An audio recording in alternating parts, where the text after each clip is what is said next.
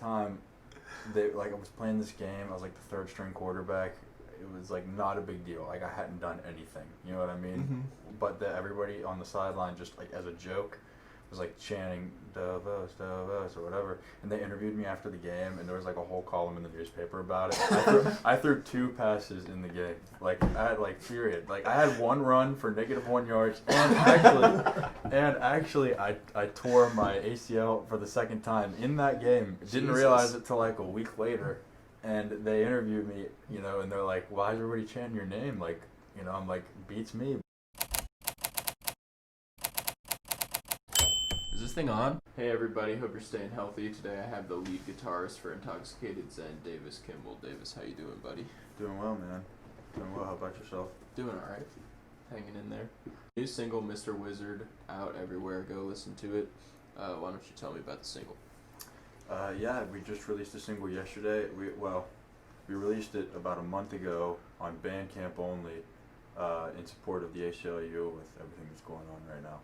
But it's the first song in our upcoming EP, and did all the production work ourselves, all the recording in-house, hired a local artist to do the cover art we'd like to try to keep things in town if possible. Mm-hmm. Out on all streaming platforms now, shameless plug here. Yeah. And Apple Music, Spotify, YouTube, whatever, you can find it there. Yeah. Who wrote it? Well, I had the chord progression for quite some time, maybe a few years. I'd had it, and then the lead singer and myself were just sitting around jamming out, playing some things, and I pulled it out, and he was like, "Oh, that's pretty cool, that's pretty funky, let's work with that." And we started going off of it and changing it around and coming up with different parts and stuff. And once he'd got the lyrics and I'd come up with something of a structure, brought it to the band, and then we just developed it into what it is now, which is kind of how we do it with a lot of the songs we write. So Yeah. So you said you released it on Bandcamp? I don't know what that is. Okay, yeah, Bandcamp is like it's like any other medium of buying or downloading music, except you can set like a minimum donation amount for people to access the music. So you put it up and like you would anywhere else, and then people go on, and for us we put like a minimum donation of $1, and you can donate more if you want to, which is why it's a cool platform if you're trying to do something like what we were trying to do, which is, hey, if you go on and anything that you donate to this goes to this cause, and that's like our medium for making that happen. So What was the cause that you guys were donating to? The ACLU. Okay. So, the goal was to provide funds, or help provide funds for those facing legal fees as a result of the protest, the ongoing national protest, and also funds that will be used in prosecuting those officers that have kind of overstepped a little bit. It's just a way of showing solidarity with the community in some way. Yeah, that's definitely a cool part that you guys can play that most people can't. Yeah, well, and it's what I said when we were talking about it as a band. I was like, I feel like right now, especially with everything going on, if you have any sort of a platform, whatever that may be, I think we have a responsibility to use that platform to kind of help or mitigate what's going on, and so whatever small part we can play. Yeah. We had this song coming out, and I had finished the mix and master, and just, man, life's been crazy. So I've got all kinds of stuff I'm working on, but I had this done, and we hadn't talked about when we wanted to release it or what we wanted to do, so it's like, hey guys, Mr. Wizard's ready to go. Why don't we just do this? Go ahead and put it out there. So you have a full-length project coming with that as well? Yeah, it depends on how you define full length. Sort of more an EP, 4 or 5 songs, that'll be. And, we haven't decided, because you know how it is with modern music, you got to decide whether you want to release things as a full project, or, you can just release as singles as you go, which is kind of how music's consumed nowadays, so. Yeah. We'll see. We don't have a plan. We have the music, we have the songs, mostly recorded. I'm in the process of doing the mixing and mastering, but we'll see exactly how we decide to release it. We were talking today the other day about how to release music properly these days, and he was saying singles are, he thinks, gonna be the future like albums won't be as popular. Everybody will just release like singles Well, sequentially. it used to be, grow in the 70s, 80s, 90s, whatever, you buy the CD, you pop it in, or if it was a record, you pop the record on, you listen through. There's no song with like a star next to it that everybody skips to and listens to. Mm-hmm. So in modern music, you release a whole project, within a week, one of the songs is set aside, as the most popular. You get the little star, and then when people go to find your music, they click that song, listen to it, and they're like, oh, that's what they're about. I'll put it on my phone and move on to the next band. Yeah. You know what I mean? It's not like in the old days where you'd pop it in and you'd have to listen to the whole project, You got shuffle and stuff. Mm-hmm. So it's like, by releasing singles, it's more likely that people are going to click on the individual song. Yeah. You know what I mean? See what each one's about, what it brings to the table. Mm-hmm.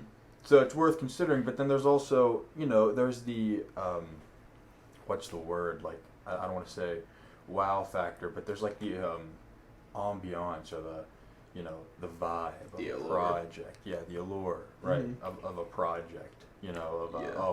we've been, and also, if you're working on a set of songs and they all have a similar vibe, Mm-hmm. then you release that as a project. Maybe you're trying to tell a story with the project. Like you look at Kendrick Lamar and J. Cole, their projects are whole projects. Yeah. And those obviously you're not going to release as singles. Yeah. So there's no right answer, but I think the way we're making music right now may be better suited towards releasing as singles because we're not necessarily, at least right now, creating each Conceptual project. albums. Yeah, Yeah. exactly. That's I like got you. standalone art, I So. got you. So the first EP you guys had, Bad Monkey, how did that project come to be? It's kind of, to tell you how that came to be, you got to go back to really where the band came from in the first place, which is just I was in another band as well as the bass player Morgan, Mm-hmm. and we just started jamming with Frank, who's our drummer now, and coming up with just little grooves, jams, those kinds of things, and then D-Mop comes in as the vocalist and starts putting lyrics on top of it, and basically the EP is comprised of our first 4 original songs that we Yeah. came up with, and then we were like, oh well, we're a band now, we're playing out, we should have some content. So I worked at the WVU studio at the time, and I got into the WVU studio, set up, recorded the drums, recorded everything else. I mean, anything we've done up until this point, any content you find of ours, Mhm. we did in-house, you know what I mean? We've never outsourced Yeah. any of the production. So it was just a product of, let's just record what we got, and then we had it recorded, and we're like, okay, so I guess we released this as a project, and, Mm-hmm. and we did, and then we had a little photo shoot with our music video and stuff. Yeah. Here we are, Did you guys do most of those, or did you do most of those songs like you did the single, just like you and the lead singer kind of jam for a little bit and then you take it to the band? Yeah, most of the time, so Big Plays was a song that I'd worked on before, and it was originally intended to be more of a hip-hop song, like a beat, you know Mhm. what I mean, progression. We decided to revamp it, make it into an actual song. So similar process. Story of My Life, that was almost exactly how that song was written. Diablo was a chord progression I came up with, started jamming with the band. We'd actually had that chord progression before D-Mop came in as the singer. So, Okay. And then he put his lyrics on top of it. But yeah, for the most part, most of the songs that we've written, at least most of the songs on that EP, had a similar process. And now we've been together a little bit longer. Some of the songs that you'll hear coming up took a more holistic process. We have a song called Lifetime that'll be coming out, and we started with the lyrics, Okay. built around the lyrics for that Gotcha. song. So, as we get, and now a lot of the stuff we're writing, we've got songs ready to rock for the EP after that. Mhm. Once this one comes out, a lot of those songs were our new key player, Ace of Keys, Xavier Williams, Yeah. his chord I've progressions, met him before. stuff he came up with. Yeah, so he's played a bigger role in some of the newer stuff that we've been writing and coming up with the structure and the melodies and song. So I got you. So you said you worked at the WVU studio. Is that where you learned to mix? in large part, yeah, I had a minor in music technology at WVU. Okay, yeah, he's doing that too. Oh yeah. Yeah. Right on. Yeah. So you know Professor Benicosa then. Yeah, dude, Benicosa's the best. Okay, yeah. So shout out Benicosa. He's like the man. Shout out. Yeah. That's what John shouted him out to. Yeah. Wait, Josh who? Or no, John. John. Oh, John Kolar. You guys had him on here. Mm-hmm. That's a good friend. I like him a lot. Yeah, he's the boy. Yeah, so we all learned then, to some extent, from in the same source, and Professor Benicosa and that program there. Mm-hmm. And John had the same job as me at the WVU studio. We worked together.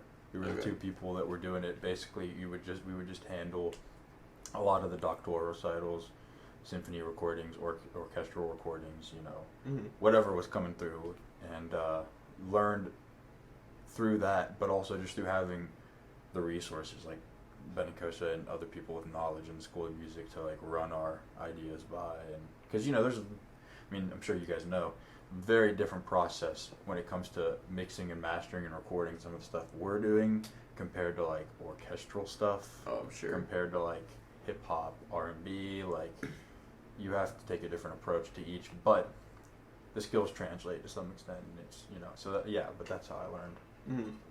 So when did you guys start playing shows? Was that before you released your EP? That's a funny story, actually. The first Intoxicated Zen show, we didn't have Xavier at the time. It was just the four of us, Frank, Morgan, myself, and D-Mop. I was at a wedding for Haley Slagle, who's also a local musician. Okay. And Frank called us. We had been playing together for maybe like 2 months, jamming out or whatever. And Adam Payne from 123 needed another band on a bill that night. So he called me and was like, "Hey, can you be free to play tonight?" And I was like, "I can be free to play tonight." And we called the rest of the band. They're like, "Yeah, I guess." So we just showed up at 123 that night for our first show, and played. And then we played a few shows after that before the EP came out. And then we had a release show at 123 for the EP with Stray Tuesday. Nice. Because they also released their EP around that time. Yeah. But yeah, we were playing shows, a decent amount before the EP came out. Have you only played at 123? No, we've played up in Pittsburgh. I play personally all around town, like solo acoustic stuff. Mm-hmm. And we've played at Retrotique and a couple other we played at Protest. Yeah. Intoxicated Zen did like an outdoor thing. So I mean we've done a few different things, but most of the stuff we do is at 123, and it's an awesome place to play. Mm-hmm. It's like Roger there, the sound guy, all the people there, LJ, just great people. So I mean, when it comes to playing around here, that's the place to be. Mm-hmm. What was your favorite show that you guys did? Well, we've played so many good ones. Two come to mind. Two in particular. The first is we played like a back to school gig with the Greens and Oxford Comma, and She's a Wizard, I think, was on that bill as well, which was an awesome show, sold out show, great night, had a lot of fun.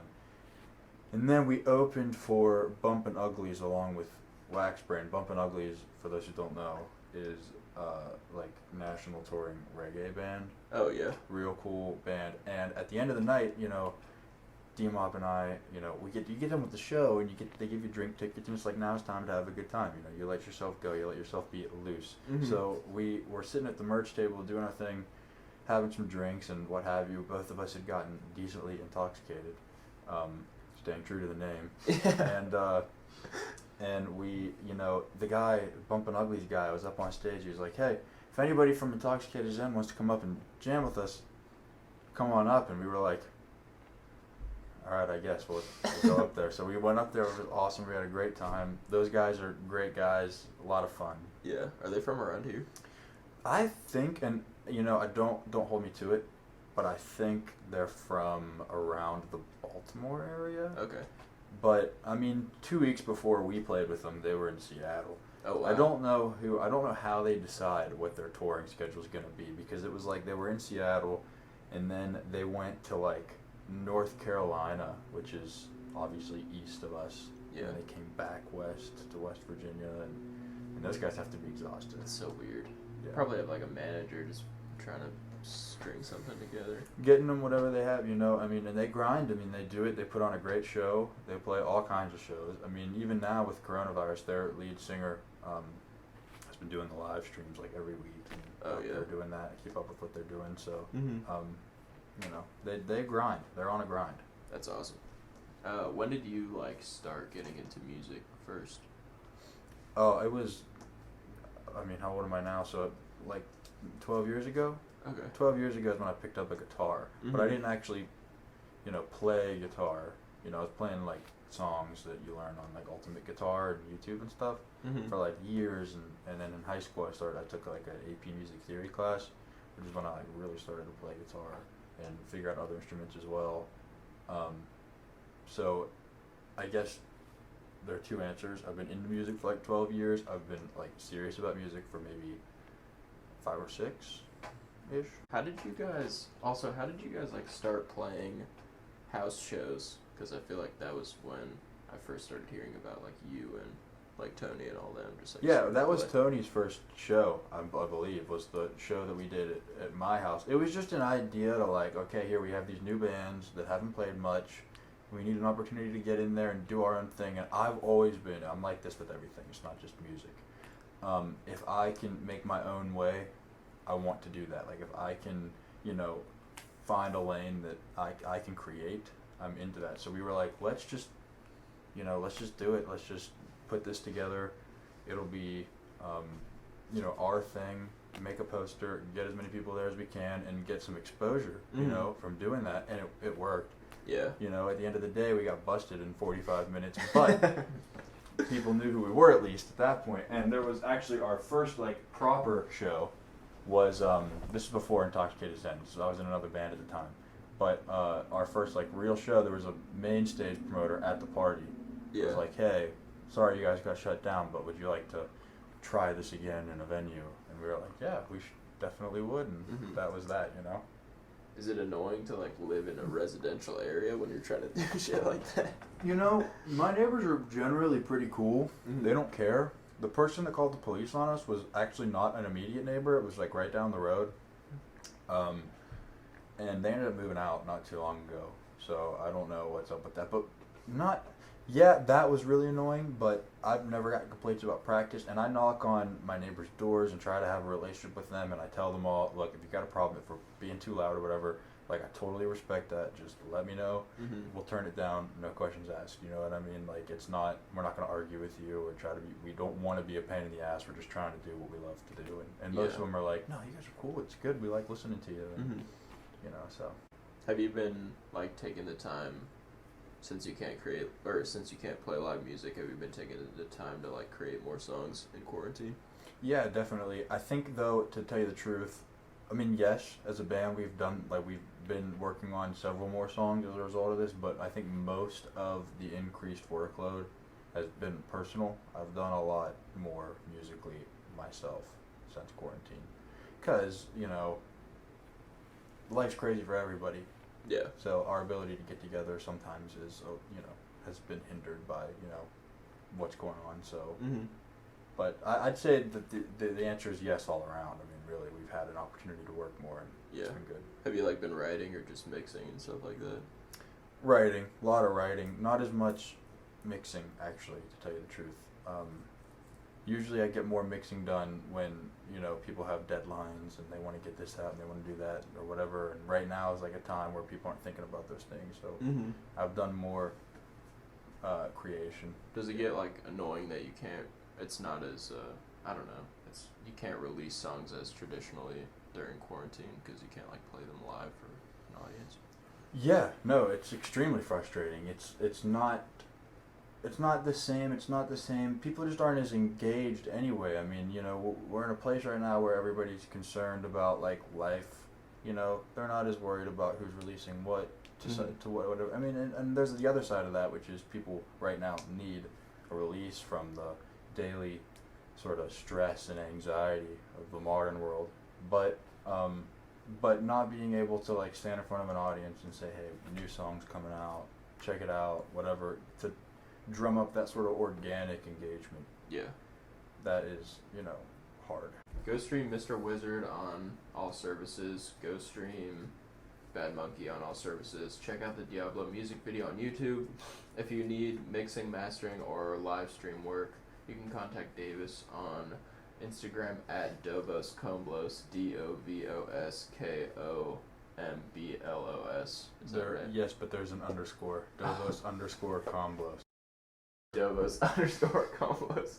And then also follow the band on Instagram at Intoxicated underscore Zen to be on the lookout for their new stuff coming out. He also has potential solo music coming out, so be on the lookout for that. I'm Sam, this is Davis, and you guys take it easy.